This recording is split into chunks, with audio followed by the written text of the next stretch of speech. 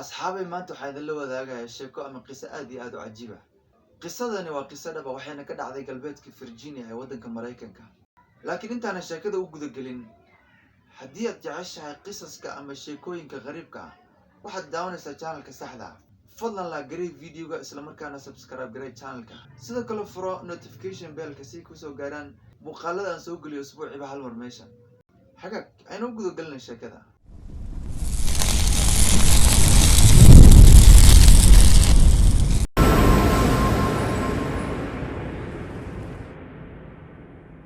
kun sagaal boqol sagaashan kowdii nin Mareykan ah oo lagu magacaabo Brian Candle iyo xaaskiisa lagu magacaabo Belinda ayaa waxay ku caajiseen saxmadda iyo ciriiriga caasimadda. Markaas waxay go'aansadeen inay aadaan oo ku noolaadaan meel jawi degan leh. Brian wuxuu ka shaqayn jiray state-ka Maryland, shaqadiisana waxay ahayd najaarnimo, yacni wuxuu ahaa fundiga alwaaxa. Waagii hore asagii xaaskiisa waxay ku soo koreen galbeedka Virginia, marka halkaas ayay go'aansadeen inay ku noolaadaan. So Belinda iyo Brian way soo tagayaan, waxay imaanayaan magaalo yar oo lagu magacaabo Slingsville oo ku taala galbeedka Virginia. Halkaasna waxay ka helayaan guri yar oo qurux badan. Gurigan wuxuu ka samaysan yahay alwaax, yacni waa wax afka Ingiriiska lagu yiraahdo cabin. So markay guriga degaan, Brian wuu baxayaa, wuxuu soo iibsanayaa ey yar oo ugu magac daray Coco oo xaafadda iyo ciyaalka u ilaaliyo. Guriga marka wuxuu ku yaalay meel yar oo fora ah oo xaafadaha kale ka fog. Brian iyo Belinda maadaama ay ka yimaadeen meel ciyaalka ayna safe ahayn, halkan markay soo degeen, maadaama aysan jirin markaa wax diris la ah oo u dhow oo hareeraha dhan ay keen ka xigto, ciyaalkooda marka dhib umayna arkin inay banaanka ku ciyaaraan. Markay wax yar deganaadaan, Belinda waxay casuumaysaa walaalkeed iyo xaaskiisa iyo gabadhooda yar oo lagu magacaabo Jordan si ay guriga uga jeegarayaan. Soo dareemaysaa marka dadka la casuumayo waxaa la diyaarinayaa cake iyo alaabo iyo wax noocaas ah, iyo ciyaalka waxay ku ciyaaraan. Dadkii martida ayaa u imaanayo, markii dadka martida u imaadaan marka ayagoo cake cunayo oo yacni jikada ku shaahaynayo, ku qaxweynayo oo halkaa ku shakiysanayo, ciyaalka yaryarna intay soo tagaan ay ku ciyaareen qolka fadhiga ayaa marka waalidiinta waxay arkayaan shay qariib ah. ciyaalka marka way iska ciyaarayaan, waxaas oo dhan uma jeedaan. yacni ciyaalka waxay ku ciyaarayaan baaluunta marka ciyaalka ay ku ciyaarayaan way falod garanaysaa qolka dhexdiisa. marka mid ka mid ah baaluunta ayaa waxay samaynaysaa qolka kor intay kasoo degto ayaa waxay imaanaysaa dhex bartanka.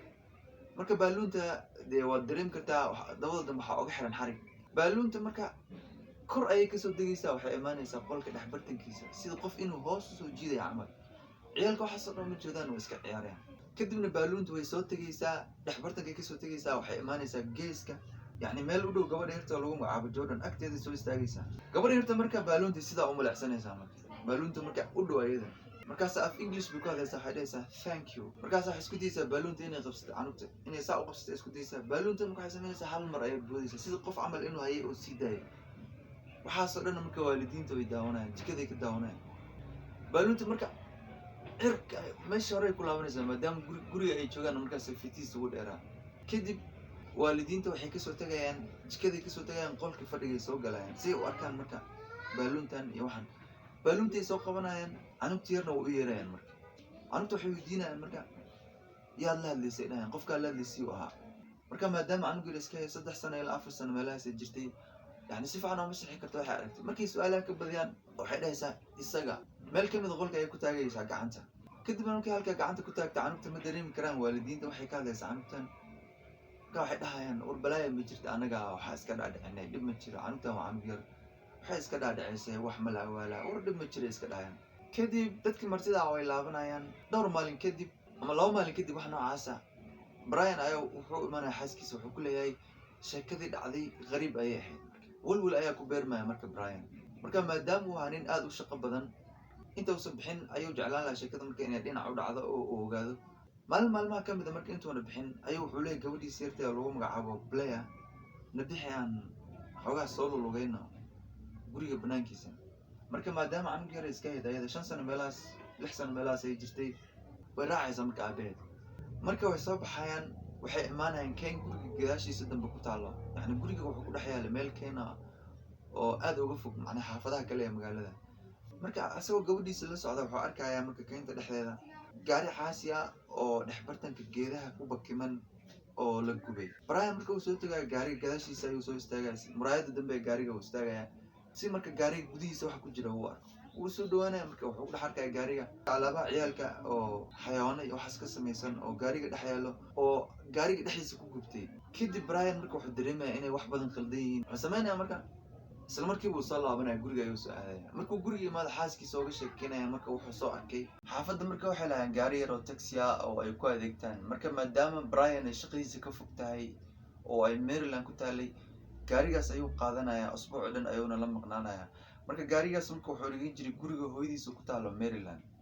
galabta jimcaha ayuu marka soo caraabi jiray si xaafadiisa Sabtida iyo Axadda ugu nasto. maalin maalmaha ka mid ah Brian oo shaqada ku maqan, gabadhiisa yarta lagu magacaabo Blair ayaa hooyadeed waxay ka codsanaysaa inay aado camping. yacni camping waa keliga oo habeenkii meel cidla seexanayo. xaafadda marka waxay lahayn gaari nooca RV-ga oo loogu talagalay campingka oo guriga banaankiisa ku bakiman. marka inkastoo Blair aysan ku qanacsaneyn oo aysan jeclaysan in gabadheeda ay habeenkii meel seexad keligeed iyada ah, haddana way u ogolaatay maadaama ciyaalka ay ku daaleen guriga.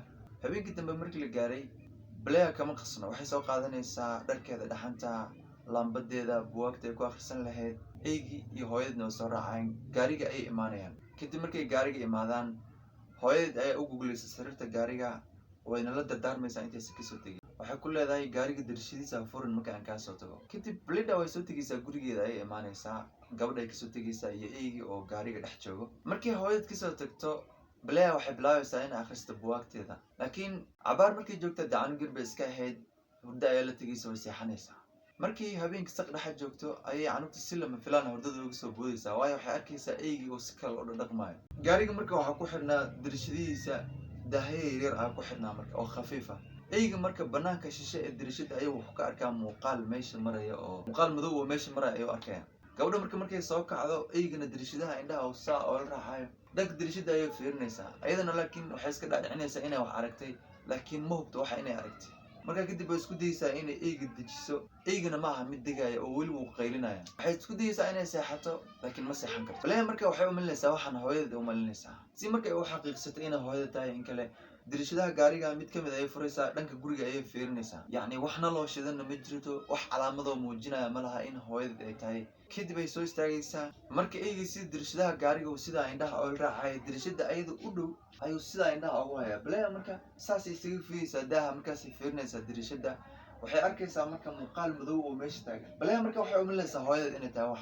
markaasay dhanka guriga fiirinaysaa inay nalalka iyo waxa shidan yihiin. nal shidanba ma laha. markaasay xaqiiqsanaysaa Blair inaysan hooyadeed waxan. mar saddexaad ay soo istaagaysaa, waxay fiirinaysaa mid ka mid ah darashadaha gaariga. markaasay arkaysaa muuqaal madow oo mid ka mid ah darashadaha gaariga saas gacmaha ay ugu saaran yihiin. hal mar intay isku naxday soo boodaa, waxay hoos gelinaysaa bustii ay ku jiiftay.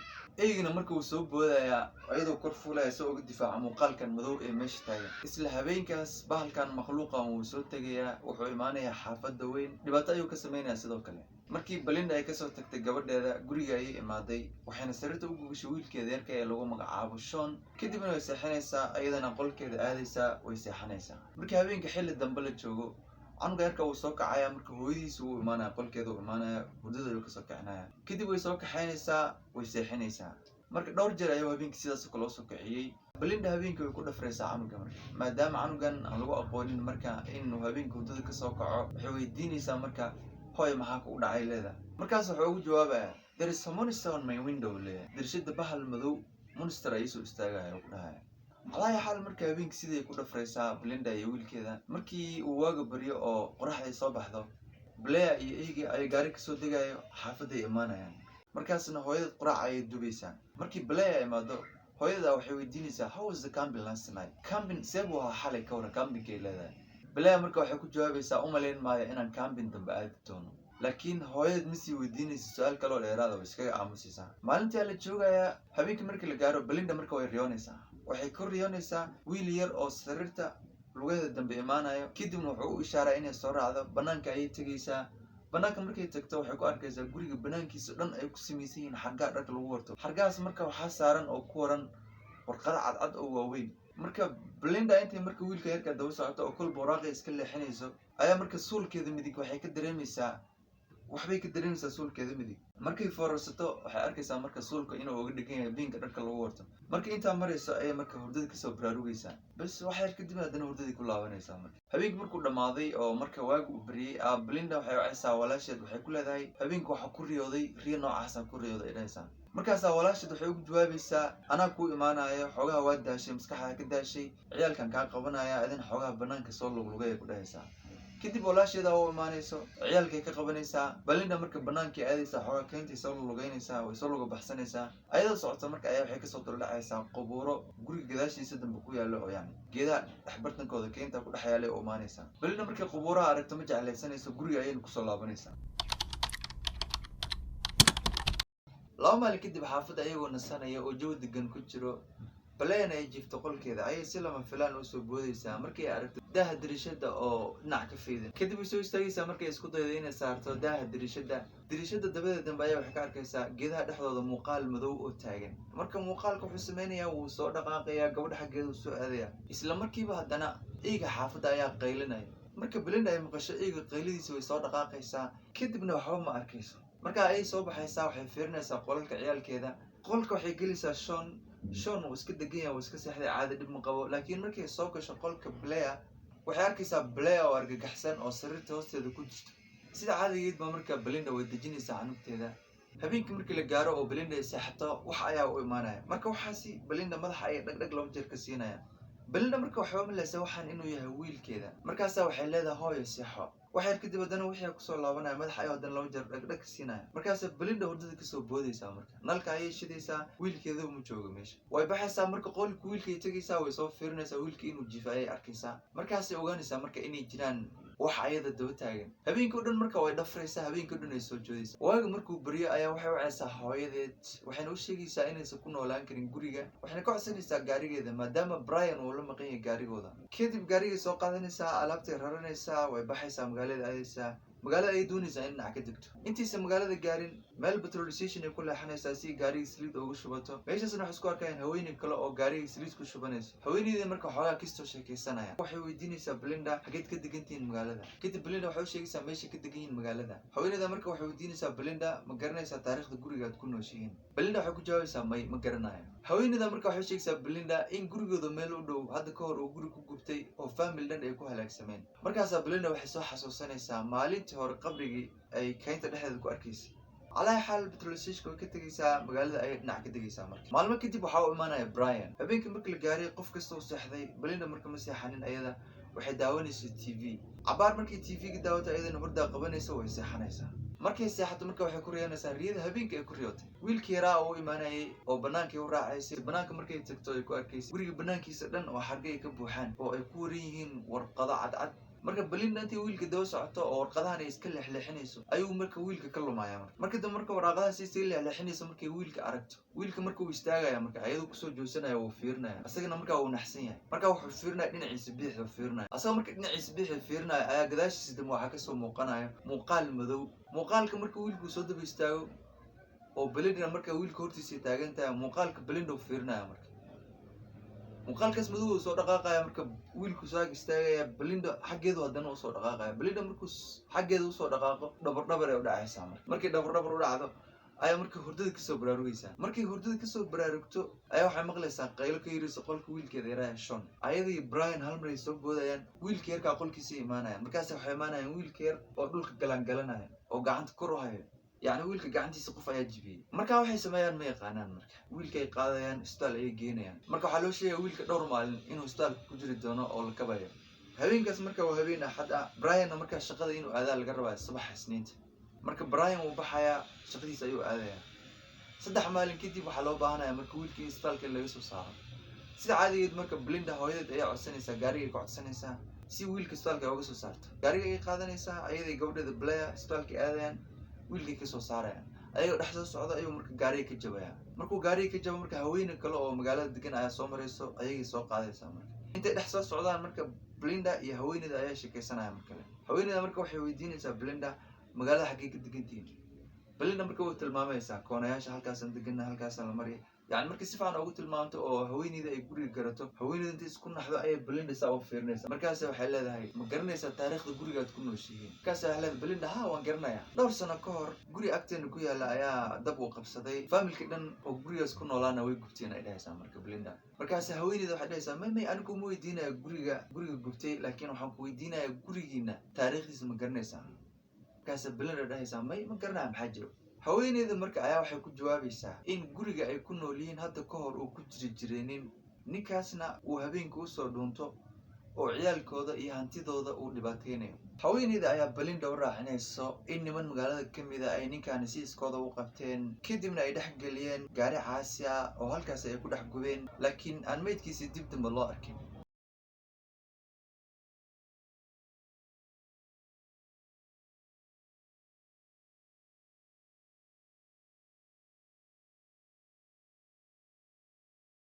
adiga maxay kula tahay qoyskani ma jin ayaa dhibayay mise ninkani waa laga gardaran yahay ku soo qor fikirkaada commentiga sidoo kale la garee videoga isla markaana ku soo biir channelka adigoo furanaya notification bellka si uu ku soo gaaro muuqaal kasta halkan aan soo geliyo